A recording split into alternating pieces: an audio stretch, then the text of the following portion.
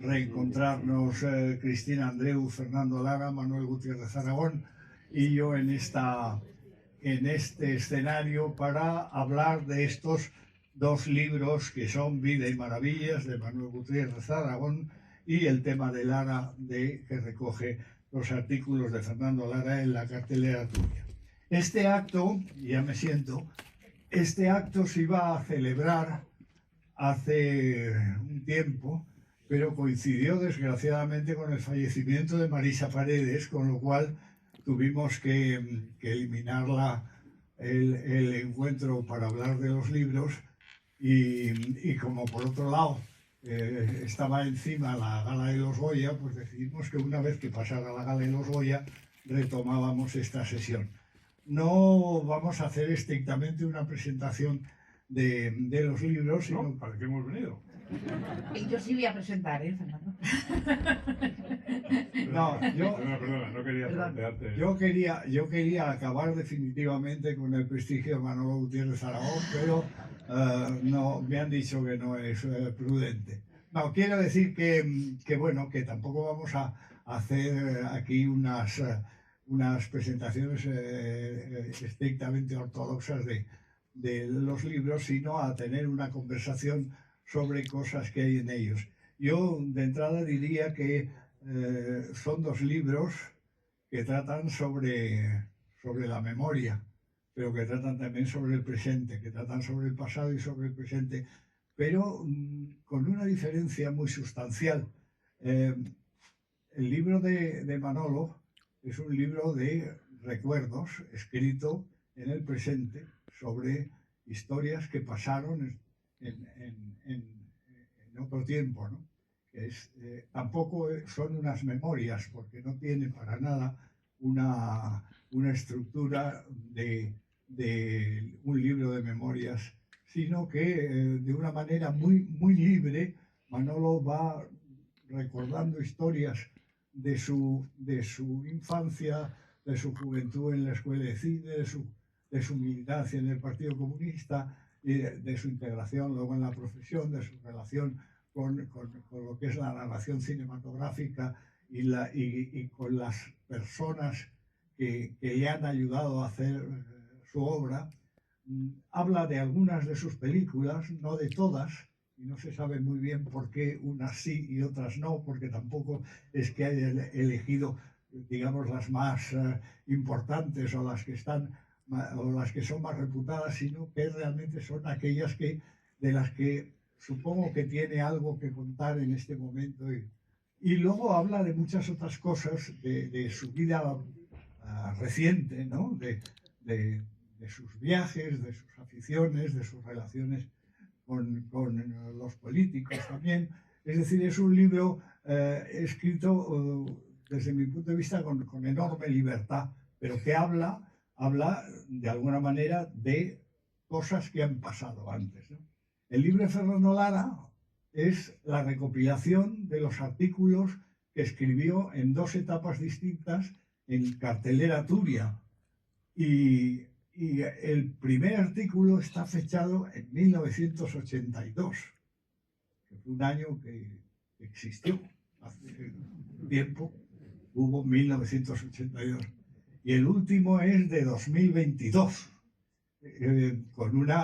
con una espacio de tiempo entre medias de los dos bloques de artículos. Y claro, esos son artículos leídos ahora, son artículos sobre el pasado, pero son artículos escritos en tiempo presente. Y eso produce una sensación fantástica leyendo ahora, ¿no? Porque además hay una cosa muy importante en este libro, y es la continuidad de pensamiento y estilo que tienen esos artículos a lo largo de tantos años, ¿no? Y dentro de eso, un rasgo muy significativo, que es la mirada crítica de Fernando sobre lo que está pasando en cada momento. Habla de muchísimas cosas, habla de películas, habla de festivales, habla de política cinematográfica, habla de cuestiones sociales que se producen en paralelo a la historia reciente del cine. Habla del cine español, en definitiva, pero también de cuestiones de cine internacional en muchas ocasiones. Por ejemplo, ese artículo en que lanza una reivindicación apasionada de Alain Resnais, que comparto totalmente. Y bueno, hay una mirada siempre analítica y crítica de lo que estaba pasando en cada momento. Yo creo que este libro se debía llamar Dies Irae, porque a pesar de la tranquilidad que caracteriza a Fernando, pero hay una cierta ira todo el rato de que estén pasando cosas que no deberían pasar. Y eso desde el 82 para acá. En fin, son dos libros interesantísimos yo creo que ellos deben, aunque Cristina creo que quiere hacer una introducción, ¿no? Antes de escribiendo novelas, escribiendo literatura, ha escrito también otros libros más o menos relacionados con este, ¿no? El libro de los actores, por ejemplo. Pero ¿por qué en este momento cine y maravillas? Y maravilla, o maravillas. Bueno, la verdad es que llega un momento en que empiezas a reflexionar sobre lo que has hecho, pero no solo cine, sino sobre la vida misma. Bueno, una de las cosas que me preguntaba siempre es, hermano, ¿para qué escribes un libro de memorias si todas tus películas tratan de lo mismo? O sea, que son un poco de tu vida, ¿no? De tus recuerdos y tal. Bueno, es verdad. La cosa es que empecé a escribir de una manera así, párrafos sueltos, no es una cosa en continuidad, sino escenas de la vida misma, y lo pasé bien, o sea, lo pasé bien escribiéndolo, ¿no? Es verdad que me pensaba a veces, ¿por qué escribo sobre estas películas o sobre y estas otras no? Tampoco son las más conocidas o las más importantes, sino es aquellas que influyeron en mi propia vida, ¿no? O sea, que tuvieron que ver con mi experiencia más personal y vital. Bueno, yo las he hecho con total libertad, no sabía siquiera si las iba a publicar y desde luego están hechas con libertad. Yo lo que sí veo es que este libro ha funcionado mejor que mis novelas, porque la gente quiere, como es el caso quizás del libro de Fernando, ¿no? Quiere más bien testimonios vitales, pero testimonios, no fantasías, ¿no? Y bueno, hemos vivido unas épocas, yo creo que todo el mundo en todas las épocas tiene sensación de que de esa época ha habido muchos cambios, pero es que nuestra época, hemos vivido los cuatro, sí es que ha habido muchos cambios, porque hemos empezado, no sé, con la vida cotidiana, los cambios de ver la sexualidad de una manera, verla de otra, hemos visto caerse imperios, la construcción del imperio soviético, bueno, la destrucción. Es verdad que hemos vivido muchos cambios, y seguramente los años 60, que es de los que más tratan mis memorias, o parte, los años 60, en España no tanto, pero fueron muy importantes, fueron de grandes cambios, porque fueron de grandes cambios en la vida ciudadana, digamos, ¿no? Y por supuesto, el cine cambió radicalmente.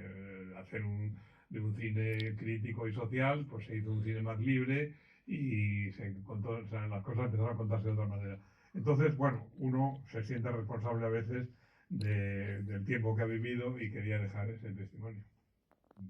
Y por supuesto a diario, que son tus estudios en la Facultad de Filosofía y tu ingreso en la Escuela de Cine y los años de la Escuela de Cine, pero paralelamente los comienzos de la militancia en el PC. Tú lo cuentas como si todo fuera un poco por casualidad. De repente yo estaba en la Facultad de Filosofía y yo no sabía lo que era el cine y de repente me vi en la Escuela de Cine porque echaban películas, ¿no? Tú sabes muy bien y de pronto me metí en el PC. Entonces, todo es un poco como sin darle importancia a la vida, pero es que hay que desdramatizarlo porque ya bastante tiene todo.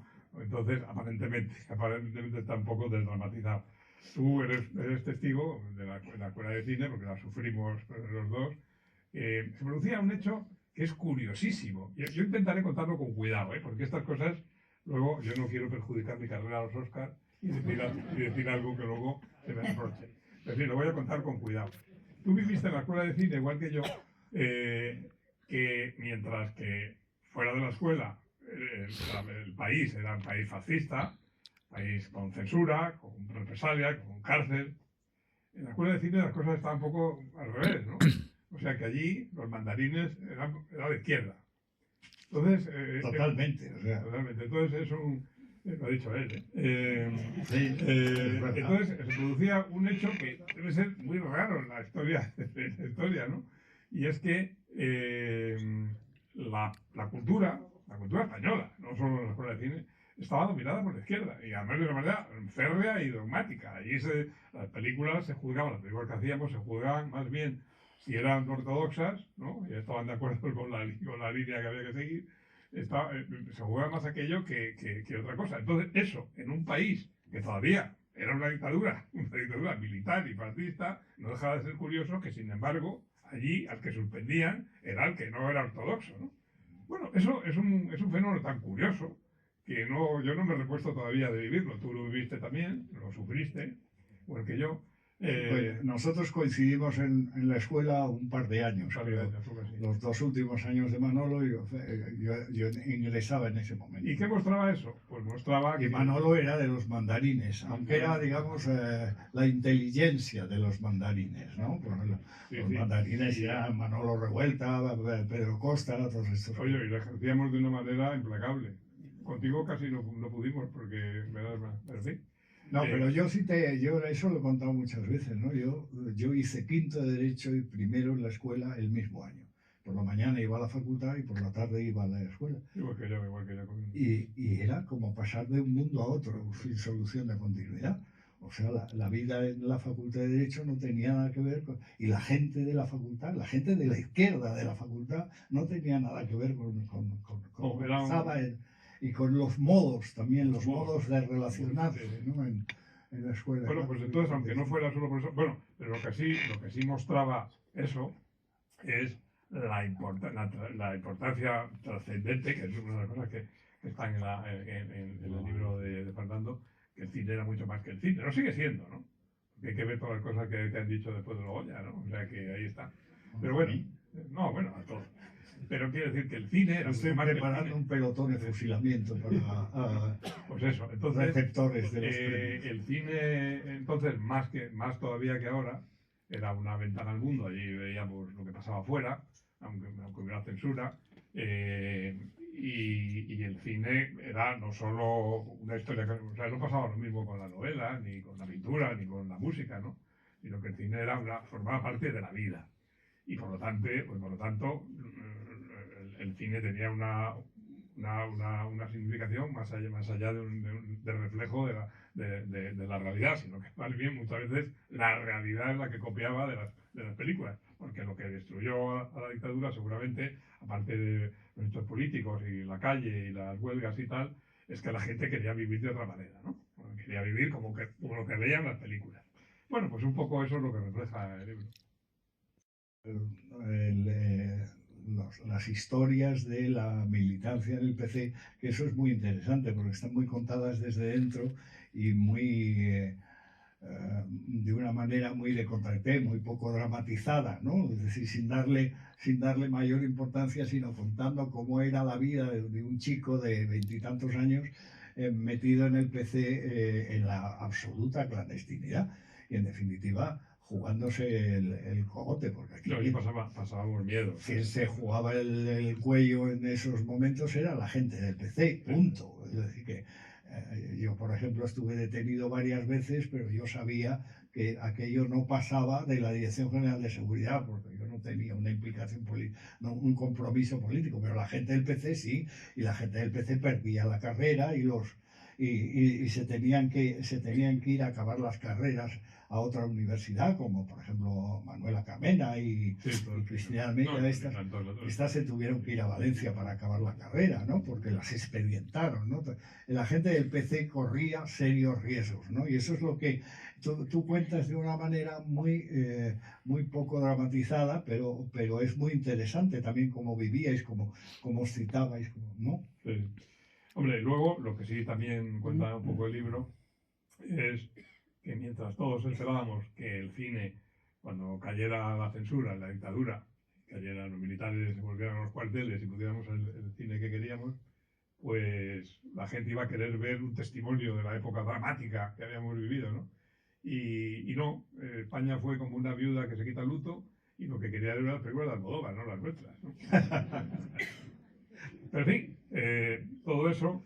bueno, también ahí hubo... vamos a contar?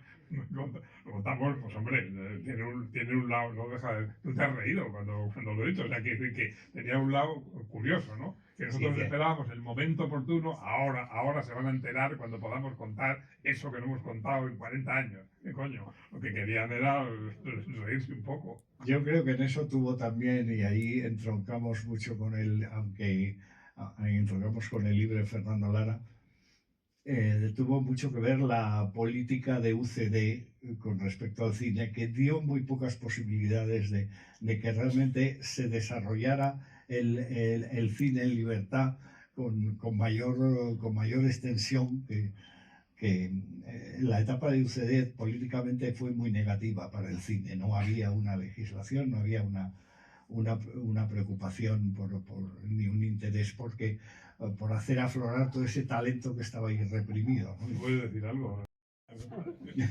Y los mayores... Bueno, menos lobos. Y yo creo que... ¿no? Del libro de Fernando, que tú has dicho ya, ¿no? Como es la sensación que me ha dado que parecía que las convicciones de Fernando son las mismas en los primeros artículos y en los segundos, ¿eh? Y luego también hay otra cosa, Fernando, que te digo, a mí lo que me gustaría leer mucho es un libro sobre tus años como director del Festival de Valladolid, ya más como cuando fuiste director del ICA. Eso ya me encantaría saber todos esos tejemanejes políticos. Lo lanzo para otros libros, ¿no? Lo que me da cuenta en el libro de Fernando es que es la defensa del cine auténtico, ¿no? Aquellas historias que conectan con los espectadores a nivel personal. Y que es lo que hizo en el Festival de Valladolid. Y también una preocupación grande sobre las dificultades, también lo habéis hablado, del cine español frente al cine extranjero, especialmente el estadounidense. En muchos artículos habla de cómo se copan, como sigue pasando, las taquillas, los fines de semana, y que es muy difícil competir, ¿no? Eso lo dices desde el principio. Y otra cosa, pues que nunca hemos tenido una ley, el cine nunca ha estado protegido, como por ejemplo está en Francia. Y es verdad, y además lo hablé contigo, porque Francia tiene la sección cultural, pero como España tiene una ausencia de sistema fiscal finalista, pues no vamos a poder, nunca se pudo hacer cine, ni se puede hacer cine como la protección que tiene el cine francés, por ejemplo, ¿no? Y luego, otra cosa importante que habla y que podemos hablar, que es la ley del cine del 2007, que yo creo que es una ley muy importante, que habla en algunos aspectos, y que estamos este año en el 2025, perdón, y todavía no tenemos nueva ley de cine, que como no se haga pronto, esto puede acabar muy mal. Yo lo digo por si alguien escucha, que no creo que nadie de los que esté aquí pueda hacer nada, porque no estarán aquí escuchando, pero bueno. Parece que depende de Junts. De Junts. Bueno, no creo que haya nadie de Junts aquí que pueda. Si alguien conoce a alguien de Junts, que se lo diga. Otra de las preocupaciones, yo creo que se ve mucho en los artículos, es la preservación del patrimonio cinematográfico. Yo creo que Fernando considera que las filmotecas son esenciales para proteger nuestra historia y garantizar que futuras generaciones tengan acceso a grandes obras y a la memoria cultural. Y hablas, bueno, de historias de mujeres cineastas, de documentar las historias de creadores independientes, algo que, bueno, yo ahora que he visto a Valeria por aquí, yo creo que es fundamental que el cine español que se ha realizado hasta ahora esté bien preservado, y eso está en todos los artículos, lo repites muchas veces en todos los artículos, la importancia, y es lo que tú decías, Fernando, de la memoria. Como no se preserve, no habrá memoria del cine ni de nada, y es un desastre. Hay uno de los artículos de Fernando que se llama En buenas manos, que se refiere a Enrique González Macho, presidente de la Academia, que está por aquí, pero estamos en buenas manos de Valeria Camporesi en la Filmoteca. Y luego hay algo que desde el principio, que tú lo decías, que estaba como no indignado, pero muy reivindicativo en todos sus artículos, ¿no? Pero siempre armado de razón. Sí, por supuesto. Dice que el cine es un reflejo de nuestra sociedad Y, por ejemplo, que ya en los años 80 se hacían películas como El derecho al aborto, las campañas antiabortistas y otras cuestiones sociales que se conectaban con el cine antes casi que la propia sociedad, o a la vez, ¿no? La igualdad de género, bueno, pues todo eso, él yo creo que está en muchos artículos pidiendo que eso sea una realidad, ¿no? Y luego hay una cuestión que a mí me ha parecido muy importante en esto que habéis dicho antes, que es, él ya reflexiona en el año 82 la obsesión del público por la vida privada de los actores y actrices. Lo hace hablando del terrible suceso de Romy Schneider con la muerte de su hijo. Pero yo pensaba, imagínate en ese momento, hoy con las redes sociales esto ya se ha acabado para siempre. Ahora ya importa más la vida privada y de los actores y actrices que muchas de sus propios personajes, ¿no? Y eso yo creo que tú lo reflejaste en el 82 y esto ha empeorado. Y otras... y luego hablas, yo creo que algo que es muy importante, yo creo que los que estamos aquí, que es la experiencia colectiva del ver el cine en una sala. Yo creo que es fundamental, yo creo, y eso lo decías en los años 80, hablando de la televisión, cómo estaba modificando la experiencia cinematográfica, ahora ya es terrible, ¿no? Y yo creo que eso es algo que tenemos que reivindicar y que se reivindica en todos los artículos de Fernando sobre cómo el cine como algo colectivo, ¿no? No solamente tú solo en la pantalla, sino como un acto, ir al cine y ver las películas y una sala con otra gente que sin querer, o vosotros lo sabéis, sientes algo, ¿no? Que te conecta con el resto del público, ¿no? Para Fernando también ha valorado siempre los festivales de cine. A mí me gusta mucho, yo creo que tú lo disfrutas mucho en el Festival de Cannes, porque hay grandes películas también en San Sebastián, pero hablas desde el principio hasta el año 22 has hablado de la importancia, ¿no? Y también hablas de los Goya.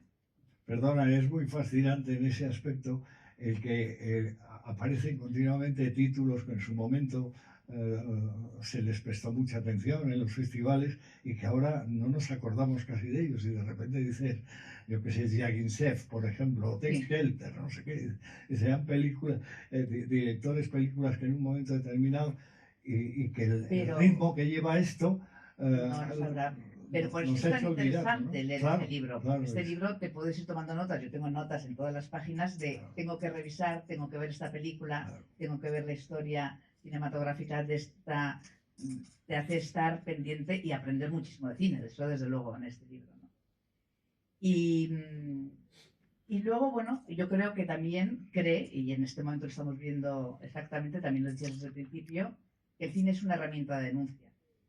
Entonces hablaba de los cineastas represaliados en países como Irán, Palestina, Ucrania, y habla especialmente de Jafar Panahi, claro, como el cine, ¿no? es una resistencia frente a la opresión, como hemos visto ahora que el director de la última película estrenada iraní no ha podido, porque si no estaría en la cárcel, ¿no? Es decir, que el cine yo creo que tiene un papel fundamental en la lucha de los derechos humanos, en la libertad de expresión. Eso dice Fernando en muchos de sus artículos. Hay una cosa. Sí, lo que quieras. Yo coincidí en un jurado en el Festival de Montreal con Jafar Panahi. El hombre prestó muy poca atención a las películas porque estaba todo el rato en el teléfono. Y lo único que hizo fue regalarnos unas bufandas verdes a los otros miembros del jurado. Al final era el presidente del jurado, presidió la reunión, pero realmente su cabeza no estaba allí. Y justo al volver del festival lo metieron en la cárcel, ¿no? Una cosa asombrosa. Sí, pero además... Luego ha seguido haciendo esas películas que hace no se sabe cómo, ¿no? Sí. Porque aparte, yo creo que escribes en muchos artículos, pero es que además tú, cuando eras director del Festival de Valladolid, y aquí no se habla, no hay artículos de cuando eras director del Festival de Valladolid, pero sí yo sé que tú tuviste un especial interés que todo ese cine que no se podía ver, se pudiera ver, ¿no? Porque es muy importante, ¿no? Pero al final, yo creo, a pesar de todo esto, termino diciendo que yo creo que termino como, me parece que es en parte optimista y con visión de futuro, porque para mí tiene mensajes de esperanza. Porque estás tan convencido de que el talento de los creadores y el poder transformador del cine y repites muchas veces que aunque el cine no puede cambiar el mundo, sí puede cambiar a las personas haciéndonos reflexionar y sentir. Y a mí eso me parece fundamental. Es decir, si no tuviéramos pudiéramos ir al cine y no pudiéramos, no nos enteraríamos de la realidad, es decir, que tenemos, no es como los informativos, es decir, hay una objetividad o subjetividad del director o de la directora que hace que podamos ver otras sociedades y ver, y yo creo que todavía pensar que podemos, que por lo menos si no cambia el mundo, cambian los espectadores, yo creo que es algo que se refleja en muchos de tus artículos. Y luego, bueno, pues algo que es muy importante, que es un pacto de Estado por la cultura y por integrar el cine en la educación como una herramienta para formar ciudadanos críticos y comprometidos, que es algo que Fernando también lleva diciendo desde el principio y que no se hace nada, porque no se hace nada de verdad, de verdad no se hace nada, y es importantísimo porque si los estudiantes no tienen un conocimiento como pueden tener de la historia y de la historia cinematográfica, pues es muy difícil que luego quieran ir al cine, ¿no? Entonces yo creo que lo último que puedo decir de los artículos es que yo leyendo los artículos de Fernando es que el cine no es solamente entretenimiento, es memoria, política, historia y emoción. Y para mí el libro nos anima a valorar el arte cinematográfico en todas sus facetas, desde la creación hasta la preservación, y a luchar por una industria que respeta a sus creadores y llega a todos los públicos. Obviamente, para que no, porque supongo que esto sigue en formato diálogo, pero en fin, simplemente una pincelada. Yo creo que los artículos de Fernando, que son también testimonio de una época, no solo de cine, sino de cómo vivíamos y lo que pensábamos, con el trozo en que no está, que no salen artículos, porque estaba sobre todo el Festival de Valladolid, y luego el Festival de Valladolid, aunque esto no está en el libro, yo puedo hablar de las cosas que no están en el libro, porque entonces, el Festival de Valladolid, Fernando hizo una cosa que ya había reivindicado en los artículos, en las críticas, y en el Festival de Valladolid lo pudo hacer, que es tratar al documental como una película, ¿no? No solo como los documentales eran una cosa aparte. Entonces, no, el documental es un film documental, es una película. Entonces hizo una cosa fantástica, que yo no puedo irme de aquí sin reivindicarla, que es un espacio que es tiempo de historia, ¿no? Y que, bueno, tiene algo que ver con sus artículos, porque en los artículos también habla mucho del documental, aparte de que reivindica siempre que no solo existe la cinematografía norteamericana y europea, sino de otros sitios, como tú has señalado, con las películas iraníes, ¿no? Bueno, eso es una de las cosas quizá más interesantes del libro, ¿no? Que es variopinto. Pero no, yo quería hablar de las cosas que no estaban en el libro como tiempo de historia. Y no puedo irme de aquí sin contar una cosa, lo que es la vida del crítico. Claro, porque a Fernando le conocimos fuera de este libro. Fernando siempre ha sido un hombre serio, muy bien se le ve, y riguroso, pero en fin, es una persona amistosa y cercana a la vez, ¿no? Seguramente eso también está en las cosas que escribe. Es serio, pero no agresivo. No es agresivo. Bueno, y por el momento. Y entonces, a Fernando le conocimos fuera de estos, cuando era crítico, sobre todo el Triunfo, ¿no? Que era muy importante. Entonces, la revista Triunfo para la vida y para ver las películas. Y de esa época hay una cosa que no puedo dejar de contar sobre lo que es la tarea del crítico, ¿no? Bueno, los críticos, sobre todo una persona rigurosa como Fernando, que se ve las películas, a veces las ve 2 veces. De las mías siempre las veía 2 veces. Siempre decía yo, pero es que no has entendido la primera. Y decía, no, sí, pero bueno, total, que es un hombre muy riguroso, muy riguroso. Y por lo tanto las críticas, si tú las lees, las que están en el libro, todo tiene sentido, ¿no? Cada línea responde a algo. Pero después de toda esa tarea, si se quiere, pues minuciosa, ¿no? De escribir, que la gente entonces lo leía mucho. A mí Fernando me contaba, dice, sí, la gente lee la crítica de la película y dice, por cierto, ¿qué tal es la película? Preguntaba. Entonces, eso significa la gloria y miseria de la crítica, ¿no? O sea, que realmente la gente cuando lee una crítica es como cuando ve una película. Tú ves la película y le gusta o no le gusta, pero cuando lees la crítica también piensas si le gusta o no le gusta. Y si coincide con lo que él piensa, que lo que piensa de la película, parece estupendo el crítico. Si no. recorrido de crítico, siempre me recuerdo que cuando eras en esta segunda parte tuya, del director del Festival de Madrid, Bollero decía que el Festival de era un festival sublime. Yo no sé si eso es bueno o malo, pero decía un festival sublime. Yo decía, hombre, Bollero, a las películas, que no, era un festival sublime. Porque es verdad que el mismo rigor que Fernando tiene para escribir las críticas, que eso es quizá lo que todavía, cuando se lee el libro, se ve que lo que juzga de las películas todavía vale, eso que son películas, como tú has dicho, ya muchas veces ni nos acordamos de ellas, todavía vale, porque realmente se lo tomaba muy en serio, ¿no? Porque, y que no ha sido diferente, para mí no ha sido diferente en la vida de Fernando, su vida como director de un festival, como director del ICA, de la Universidad Federal de Cine o de las críticas, ¿no? Que forma parte siempre de un detalle de Fernando que me parece fundamental, que es la honradez intelectual. Sí, pero hay una cosa, como dijo el moderador de nada, Fernando, ¿qué dices a eso?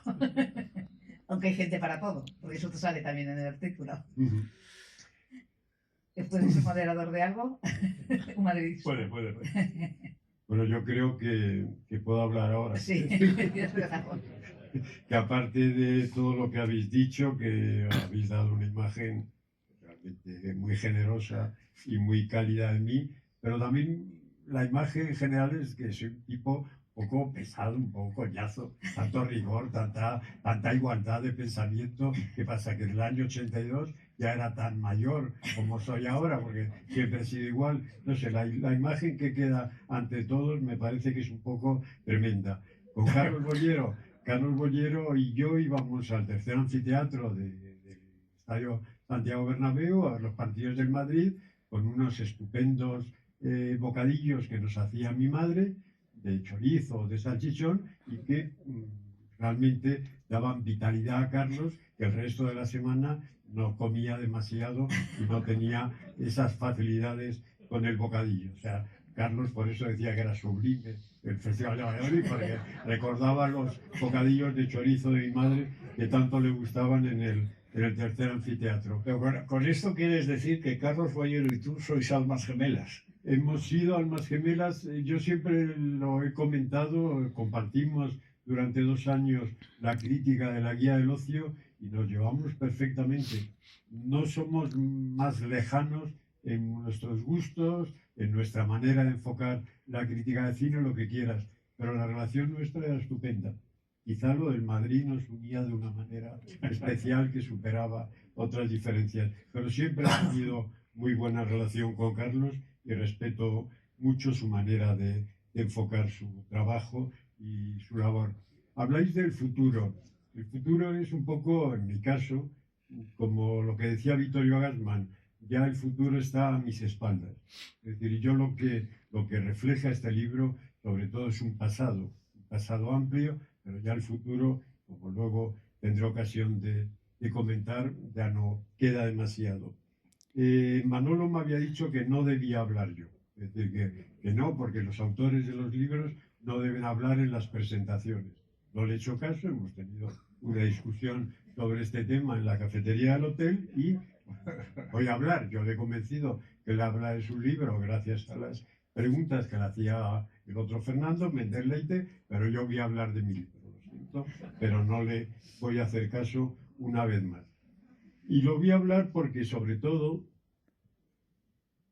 quiero dar las mayores, las máximas gracias tanto a las palabras que ha dicho aquí Manolo, también por el estupendo prólogo que escribió de manera muy generosa y muy cálida también y muy cercana, también por las palabras de Fernando Méndez Leite y de Cristina Andreu, que realmente aprecio en todo lo que valen y me parece que lo lógico es dar las gracias. Y dar las gracias, por supuesto, a todos ustedes o a todos vosotros por haber venido, de manera especial, por ejemplo, a compañeros de la Academia de Bellas Artes de San Fernando, que han venido hasta aquí, pese a sus múltiples obligaciones para estar en este acto, y a todas las personas que me acompañan. Cuando se habla de mi etapa en el Festival de Valladolid, en el ICA, hombre, algo debía hacer no tan mal cuando hay personas aquí que trabajaron conmigo en Valladolid, en el festival, y no parece que me vayan a tirar tomates de momento, sino que realmente están, y que también están en la etapa del ICA dos subdirectoras generales que trabajaron conmigo y que en esa etapa de la Ley del Cine del 2007 fueron fundamentales. Y están aquí, insisto, serán porque algún aprecio tienen de esa labor, igual que otra persona que trabajó conmigo, Manolo Llamas, al que además le agradezco profundamente por el suceso que ha sucedido en su vida hace poco, que esté aquí acompañándome. Y también quiero agradecer en ese capítulo de agradecimientos al personal de la Academia y concretamente a María Luisa y a María, que han hecho lo posible y lo imposible después de la suspensión que tuvimos en el mes de diciembre para que este acto se hiciera. Y quiero precisar también que no nos acompaña el editor del libro, Ferran Herranz, de Vial Books, porque se encuentra en Berlín. Da la coincidencia de que hoy comienza el Festival de Berlín y por eso tampoco, aparte de Ferran, tampoco están aquí otros amigos distribuidores independientes con los cuales he trabajado durante 12 años en Adicine, en la Asociación de Distribuidores Independientes. Es decir, me gustaría que pudieran estar aquí estas personas, pero creo que estoy excelentemente acompañado y por eso doy las gracias. Demasiado, pero sí me gustaría tres puntos breves sobre el libro que creo que merece la pena tener en cuenta.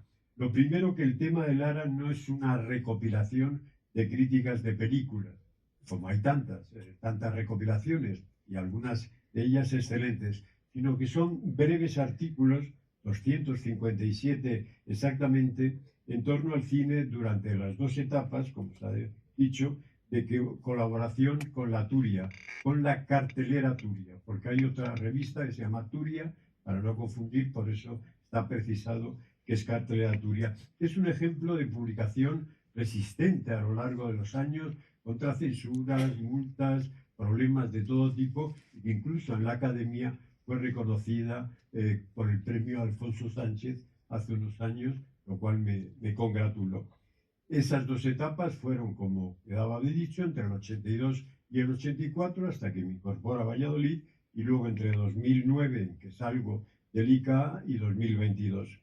Pero estos artículos no son solo sobre el cine español, ni siquiera sobre el cine en España o el cine en el mundo, sino con enfoques diversos en textos que a veces ni siquiera son sobre cine, como los titulados. Una vez tienen el vicio de leer el libro, como los titulados Noche de Reyes, Imágenes de un penoso ayer, Esto no es una película, o El último deseo. Lo que sí creo es que el tema de Lara es el nombre de la sección lo eligió la Turia, y no sería tan presuntuoso de poner mi apellido de manera tan gratuita en una sección y luego en un libro. Evidentemente lo que se trataba era de evocar la famosa música de Maurice Jarre para Doctor Zhivago, y no porque eso, insisto, por una vanidad personal, igual que el de Galán de Noche, que fue el título de los artículos que hacía Diego Galán, íbamos alternando cada semana hacia uno. En la segunda etapa también fue elegido por la revista. Lo que sí creo, estaba diciendo, es que el libro, la virtud que hipotéticamente puede tener, es ofrecer una panorámica de tantos años alrededor del hecho cinematográfico, una visión de conjunto que afecta a un vector fundamental de la cultura española, dentro de una cierta coherencia de pensamiento. No es que, de verdad, que no es igual la persona que escribía en el año 82 que la que escribía en el 2022, de una visión continuada sobre un espacio y un tiempo tan dilatados. Quizá, y eso me lo han dicho bastantes personas, más radical en la primera etapa y menos en el amplio segundo periodo. Probablemente porque la dirección del Festival de Valladolid y la experiencia de gestión pública en el ICA me ofrecieron puntos de vista complementarios y enriquecedores a los del simple periodista o crítico. Y también es verdad porque la convivencia de muchos años con una cineasta me hizo conocer en primera persona hasta qué punto es complicado poner en pie una película y mantener una trayectoria continuada en el mundo del cine.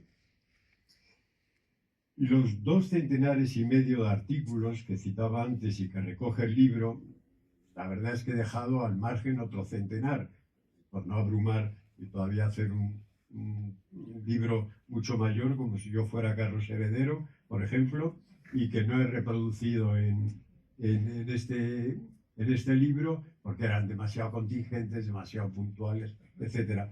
Pero están asumidos, están escritos desde una asumida propuesta de humildad, de que el papel que me correspondía, como debe ser en toda crítica y toda crítica de cine, era el de un simple intermediario entre la realidad o las obras y el público al que iba dirigida.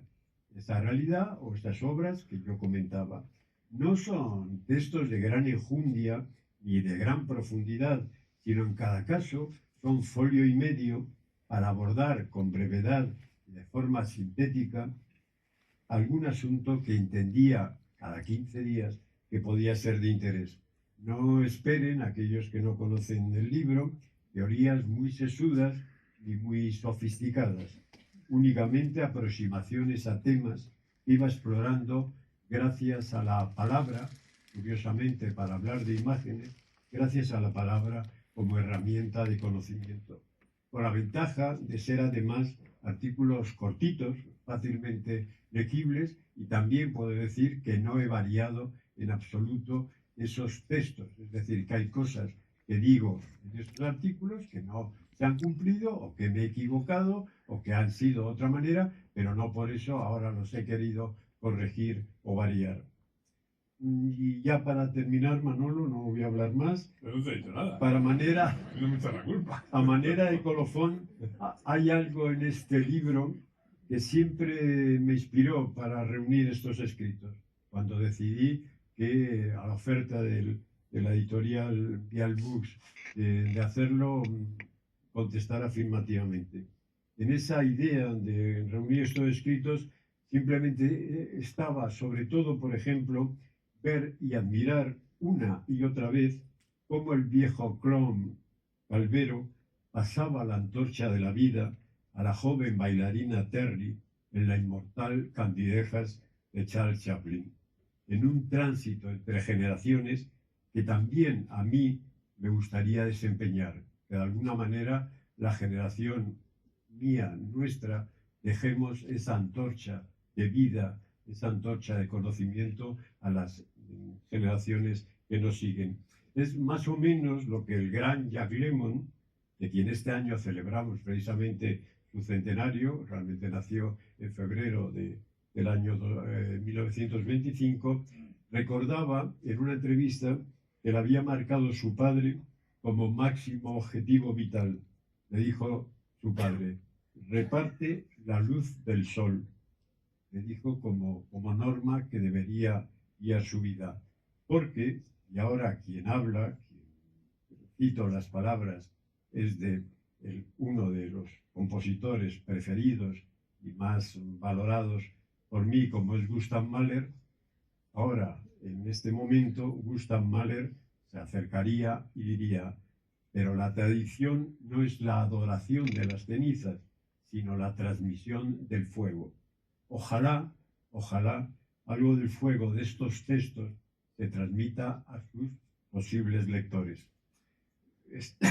Ya se sabe que siempre está bien protegerse con citas ajenas, como estas 3 que acabo de citar, por lo que pueda pasar. Muchas gracias.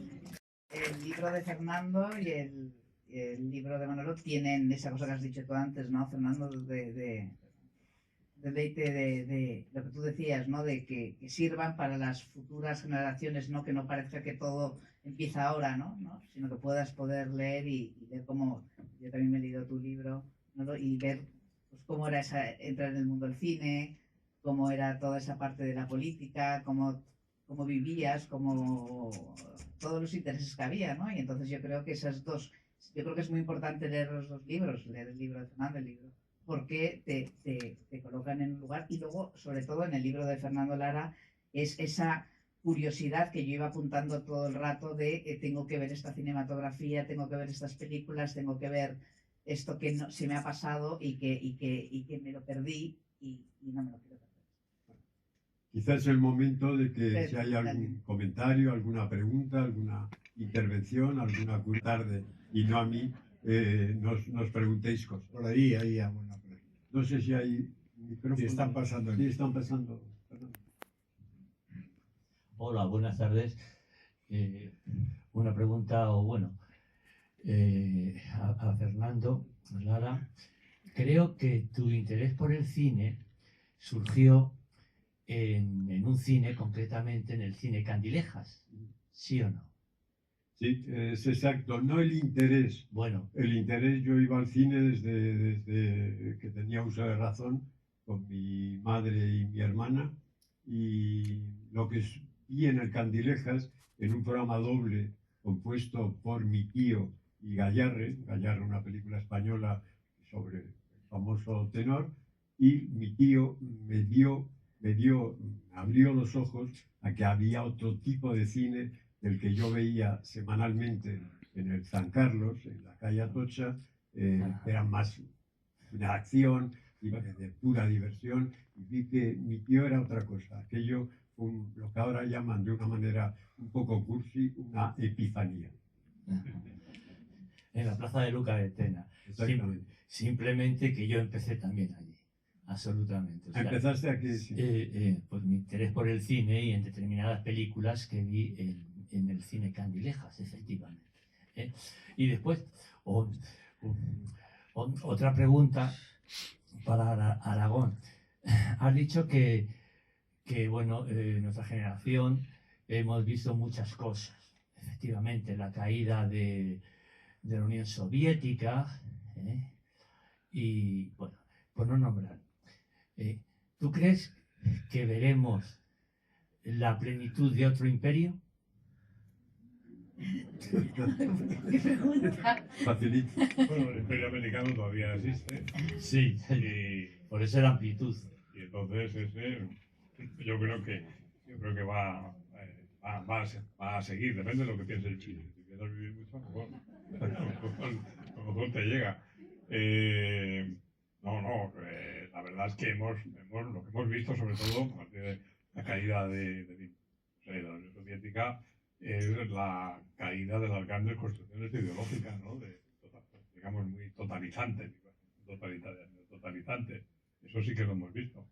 Curiosamente, sí, yo siempre me eduqué en la dialéctica marxista, y es curioso cómo la dialéctica al fin y al cabo sigue sirviendo, sea marxista o no, y es curioso cómo seguramente esos grandes construcciones ideológicas han caído, y otras maneras de pensar más modestas, como en la Escuela de Frankfurt, sí que han funcionado, ¿no? Cambios, sobre todo de la vida cotidiana, de los cambios sexuales y tal, eso sí que ha funcionado. Y ahí el cine está más cercano y es más testimonial, ¿no? De lo que está pasando. Muchas veces el cine, a nosotros el cine en cualquier época ha sido una parte de la vida, ¿no? Y hemos visto muchos cambios que se han producido que antes estaban en las películas que en la vida. O sea que yo creo que ahí el cine y los que vivís de cine, o en mi caso, pues, tenéis mucho que decir. Y claro, Denis Arcand. Ya nadie habla de Denis Arcand. Aunque sí que digan. Vi una película hace un par de años. Me gusta, están aquí hasta digamos, el pasillo. Veo, luego ya no sé quiénes están. A lo mejor estoy metiendo la pata de manera fundamental, pero esta parte que está iluminada, y veo, porque hay algunas personas que han sido objeto de artículos que aparecen en el tema de Lara. Y me gustaría saber qué pensaba Adolfo Dufour, por ejemplo, cuando escribí sobre él, Rodrigo González Macho, cuando he escrito también, cuando accedió a la presidencia de la Academia, o las personas que trabajaron conmigo en el ICA o en el Festival de Valladolid. Es decir, que yo podía casi, de las personas que veo, casi citar persona a persona y decir que he compartido con ellos.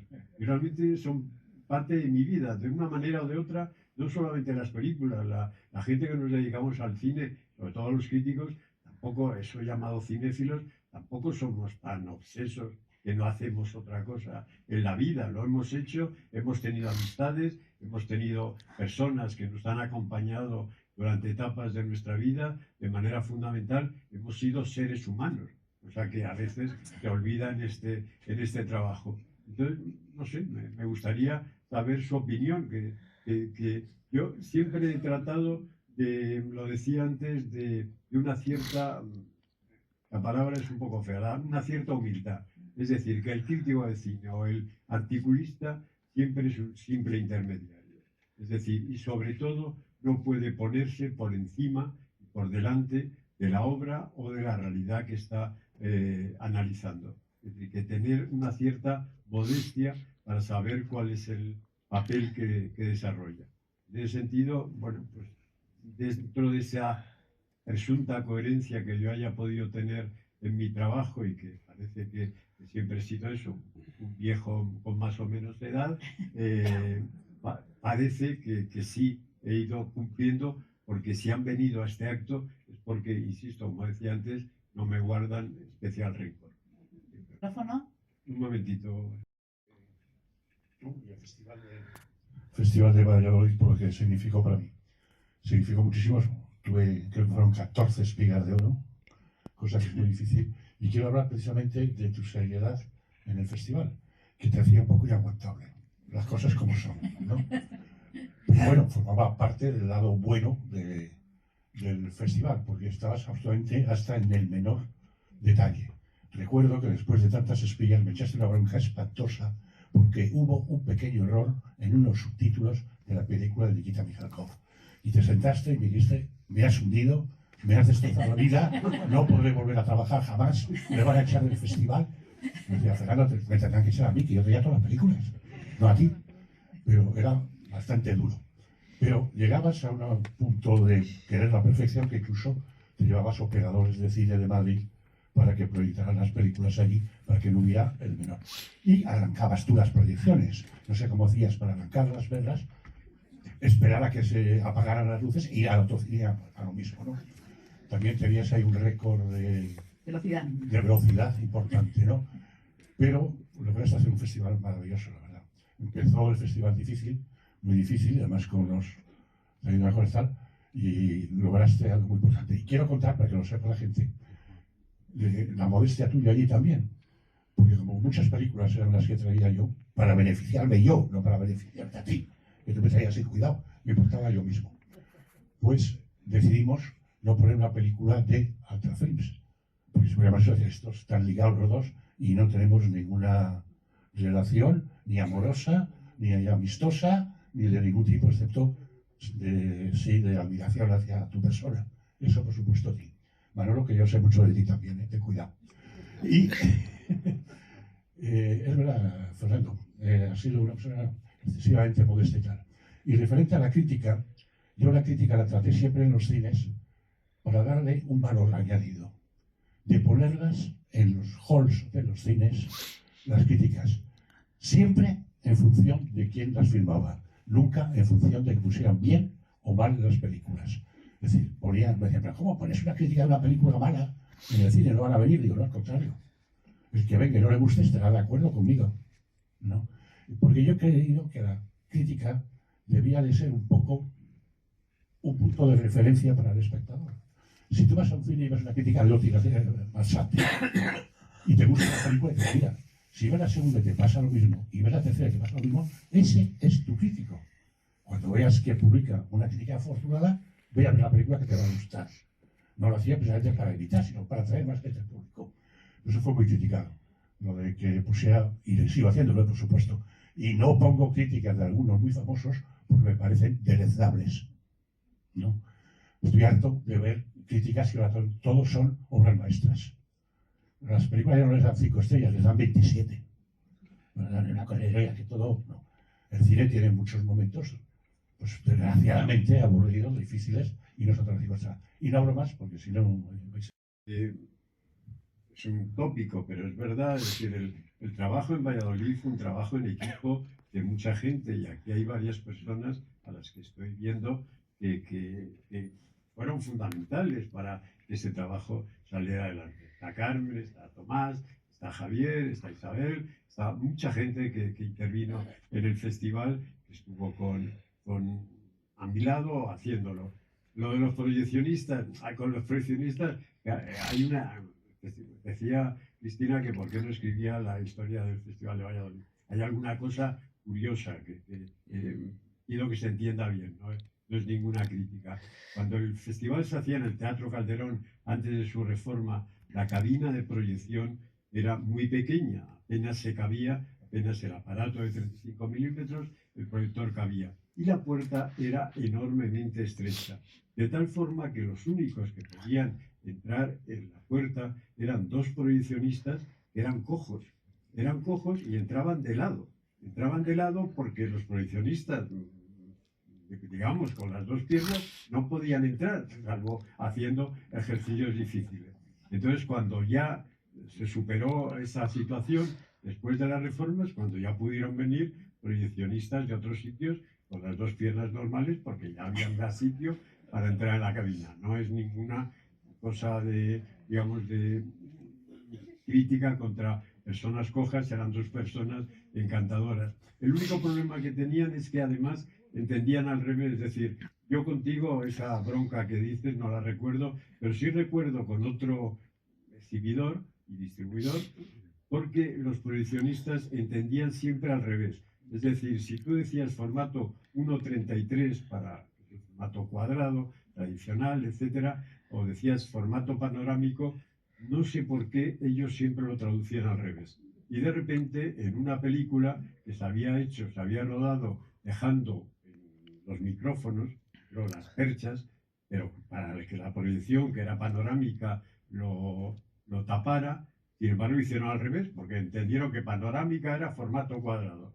Y me armó una bronca notable. Yo no creo que eso pasara contigo. Quiero decir que ese tipo de anécdotas sucedía, pero sobre todo lo que sucedía es que el trabajo era en equipo, que es lo único que yo me enorgullezco. Lo mismo que cuando estuve en el ICA, que realmente yo no sabía nada durante 6 meses, lo pasé fatal. Yo siempre cuento una anécdota. Yo leía las esquelas de ABC a ver si salía la mía. Y dejaba de estar en el sufrimiento de estar en la Dirección General de Cine, a ver si de una vez se ha terminado aquello.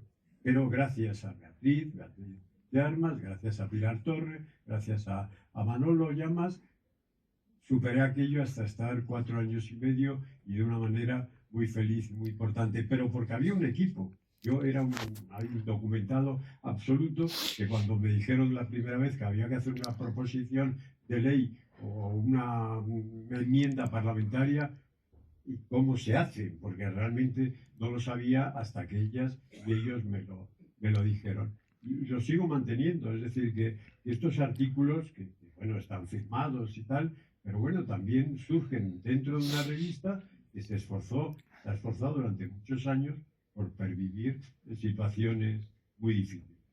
Simplemente es obligado. ante personas tan relevantes.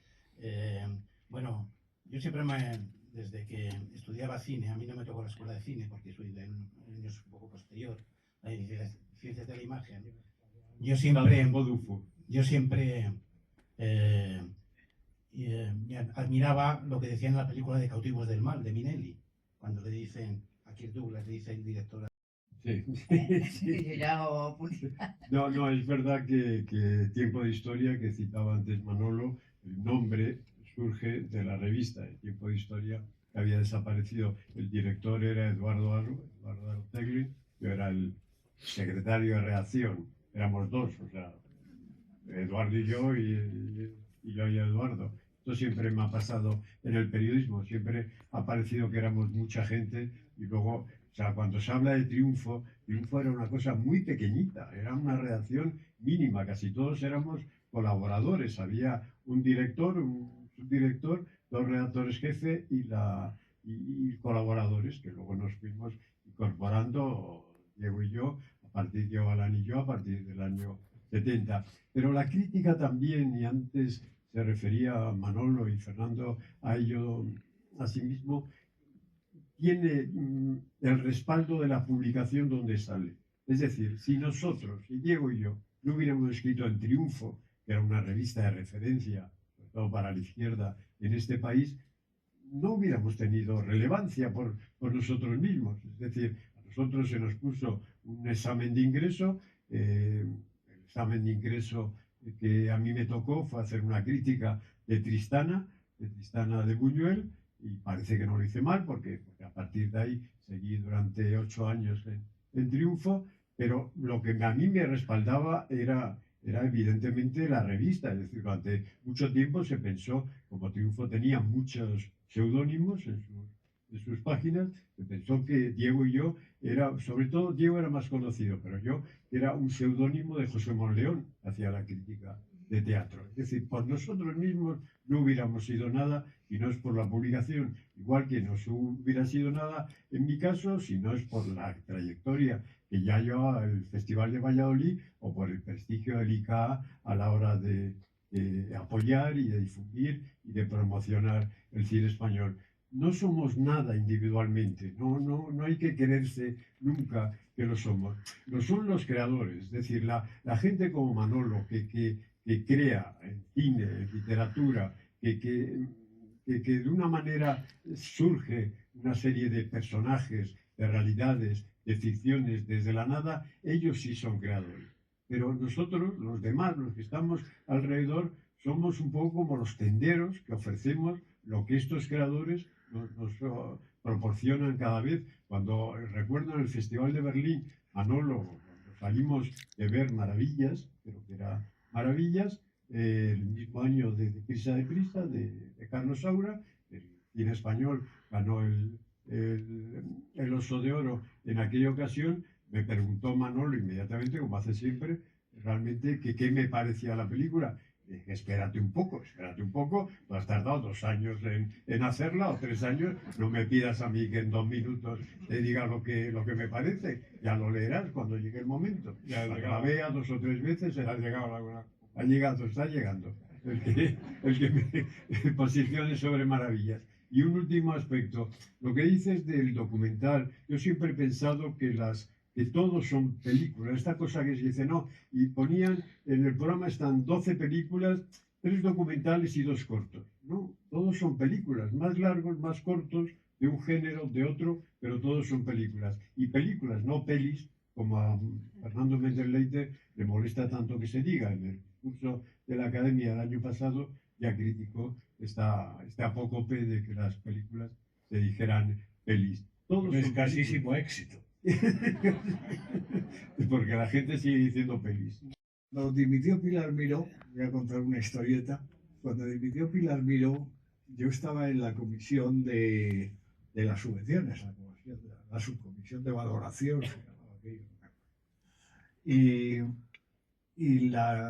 una noche coincidí en la Plaza del Rey, ya dimitida Pilar Miró, llovía a cántaros, yo nunca he conducido y estaba ahí bajo la lluvia, se paró un coche y era el coche del subsecretario. Y que iba con Jubi Bustamante, a la que yo conocía, que trabajaba en el ministerio también. Y entonces ahí charlamos y me preguntaron, ¿quién te parece a ti que podríamos nombrar director general de cine? Y dije yo, Fernando Lara. Para no mentir, di otros 2 nombres. Eran Luis Mejino y Félix Tusell. Pero dije Fernando Lara. Y luego, muchos años después, me hicieron caso.